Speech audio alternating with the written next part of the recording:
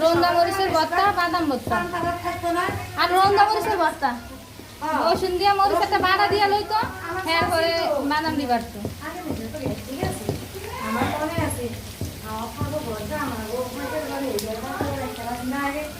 আমার শাশি তো ঘরে যাওয়া আছে জানো আমরা। এটা আমি